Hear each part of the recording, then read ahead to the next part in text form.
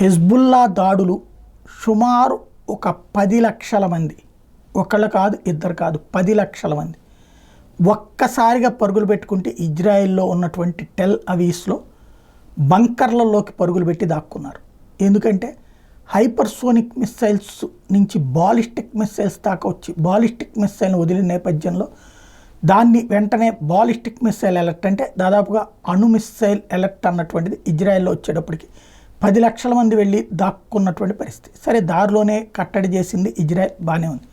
కాకపోతే ఈ ఇంపాక్ట్ భవిష్యత్తులో ఏ వైపుకు వెళ్తుంది అంటే, ఇజ్రాయలీలు అయితే మొన్న హమాస్ మీద అంతాన్ని, ఇవాళ హిజ్బుల్లా అంతాన్ని, రేపు హౌతీల అంతాన్ని, ఆ తర్వాత ఇరాన్ అంతాన్ని చూడాలన్న పంతంతోనే ఉన్నారు. ఎందుకంటే అవతలవాడు ప్రశాంతంగా ఉంటే తమని ప్రశాంతంగా ఉండనివ్వడు అన్నటువంటిది వాళ్ళకి అర్థమైంది. ఇరాన్ ప్రశాంతంగా ఉన్నంత వరకు తీవ్రవాద సంస్థలకి డబ్బులు ఇచ్చి రెచ్చగొడతానే ఉంటుంది. వాళ్ళ చేతిలో డబ్బులు ఉన్నంత వరకు ఏ క్షణంలో ఏం చేస్తారో తెలియదు. అదే పాయింటే ఇప్పుడు అసలు వివాదానికి కారణమవుతుంది.